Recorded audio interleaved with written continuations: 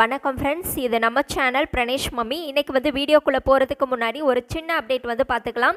வீட்டில் இருந்தே ஒர்க் பண்ணுற மாதிரி ஒர்க் ஃப்ரம் ஹோம் ஜாப் வந்து நிறைய பேர் கேட்டிருந்தீங்க. இந்த ஜாப் வந்து நீங்கள் பார்ட் டைம் இல்லைனா ஃபுல் டைமாக நீங்கள் வீட்டில் இருந்தே வேலை பார்த்துக்கலாம். கையில் வந்து ஒரு ஆண்ட்ராய்டு ஃபோனோ இல்லை லேப்டாப்போ மட்டும் இருந்தால் கூட போதும்.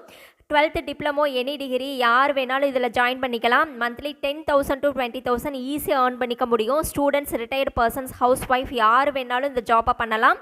அதே மாதிரி எந்த டிஸ்ட்ரிக்ட்லேருந்து வேணாலும் நீங்கள் ஜாயின் பண்ணிக்கலாம்.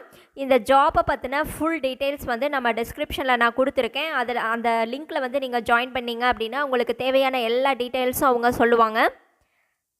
ஓகே ஃப்ரெண்ட்ஸ், இன்றைக்கி நம்ம வீடியோவில் பார்க்க போகிறது வந்து குழந்தைங்களுக்கான ஒரு ஸ்பெஷல் ரெசிபி. அதாவது குழந்தைங்க நல்லா ஆரோக்கியமாக கொழுன்னு திடகாத்திரமாக வளர்கிறதுக்கு நம்ம பாட்டி காலத்து ரெசிபி கும்மாயம் அப்படிங்கிற சொல்லி ஒரு ரெசிபி தான். ரொம்ப ஹெல்த்தியான ஒரு ரெசிபி. இந்த ரெசிபி எப்படி செய்கிறதுன்னு பார்க்குறதுக்கு முன்னாடி இந்த வீடியோக்கு ஒரு லைக் பண்ணிட்டீங்க அப்படின்னா உங்களை மாதிரி இன்னும் நிறைய மம்மிஸ்க்கு இந்த வீடியோ யூஸ்ஃபுல்லாக இருக்கும். அது மட்டும் இல்லாமல் இப்போ தான் நீங்கள் ஃபஸ்ட் டைம் நம்ம சேனல் பார்க்குறீங்க அப்படின்னா மறக்காமல் நம்ம சேனலை சப்ஸ்கிரைப் பண்ணிக்கோங்க.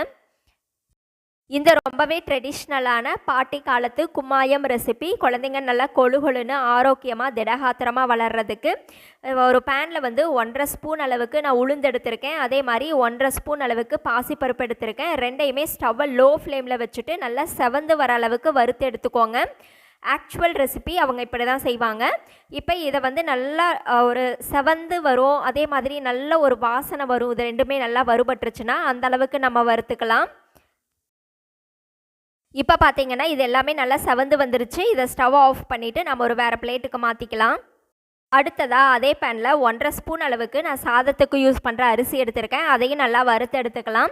இந்த கும்மாயம் ரெசிபி செய்கிறதுக்கு வந்து பார்த்திங்க அப்படின்னா பச்சரிசி வந்து எடுப்பாங்க. குழந்தைங்களுக்கு பச்சரிசி கொஞ்சம் டைஜஸ்ட் ஆகாது அப்படிங்கிறதால நான் வந்து சாதத்துக்கு போடுற அரிசி எடுத்துக்கிறேன். இப்போ இதையும் வந்து நல்லா செவந்து வர அளவுக்கு நம்ம வறுத்து எடுத்துக்கலாம்.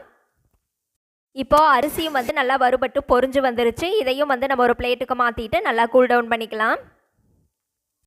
இப்போது நம்ம வறுத்து வச்சுருக்கிற அரிசி, பருப்பு, அது கூடவே ஒரு சின்ன சைஸ் ஏலக்காயும் சேர்த்து இதை வந்து நல்லா பொடிச்சு எடுத்துக்கலாம். பவுடர் வந்து நல்லா நைஸ் பவுடராக இருக்கிற மாதிரி நல்லா அரைச்சி எடுத்துக்கோங்க. கொஞ்சம் கொரகொரப்பாக இருக்கிற மாதிரி இருந்தால் நீங்கள் சலிச்சு கூட எடுத்துக்கலாம். இப்போது ஸ்டவ்வில் ஒரு பேன் வச்சுக்கலாம். இதில் வந்து நான் ஒரு 2 ஸ்பூன் அளவுக்கு நாட்டு சர்க்கரை சேர்த்துக்கிறேன். உங்களுக்கு ஸ்வீட் எவ்வளோ தேவைப்படுமோ அந்த அளவுக்கு வந்து சேர்த்துக்கோங்க. இப்போ இது கூட ஒரு 1.5 கப் அளவுக்கு நம்ம தண்ணி சேர்த்துட்டு இதை நல்லா கலந்து விட்டுக்கலாம். இந்த தண்ணி வந்து கொஞ்சம் நல்லா கொதிச்சு வரும்போது நம்ம அரைச்சி எடுத்து வச்சுருக்கோம் இல்லையா, அந்த பவுடர் வந்து சேர்த்துக்கலாம். இப்போ வந்து பார்த்திங்க அப்படின்னா தண்ணி வந்து நல்லா கொதிப்பிடிச்சு வர ஆரம்பிச்சிருச்சு. இப்போ நம்ம அரைச்சி எடுத்து வச்சுருக்கிற அந்த பவுடரை சேர்த்துட்டு நல்லா கட்டி இல்லாமல் இந்த மாதிரி கரைச்சி விட்டுக்கலாம். நல்லா கட்டி இல்லாமல் கரைச்சி விட்டுட்டு இந்த மாதிரி ஒரு 5 நிமிஷம் மட்டும் லோ ஃப்ளேமில் வேக வச்சு எடுத்துக்கிட்டிங்கன்னா போதும். நம்மளுடைய ரொம்பவே ட்ரெடிஷ்னலான கும்மாயம் ரெசிபி வந்து டக்குன்னு ரெடி ஆகிரும். இது வந்து ரொம்ப ஹெல்தி, குழந்தைங்களுக்கு நல்லா சூப்பராகவே வெயிட்டும் போடும்.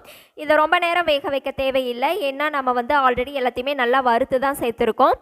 இப்போ ஃபைனலாக இது கூட கொஞ்சமாக நெய் சேர்த்துட்டு நல்லா கலந்து விட்டுட்டு குழந்தைங்களுக்கு வந்து morning breakfast, lunch, evening snacks time எப்போ வேணாலும் கொடுக்கலாம்.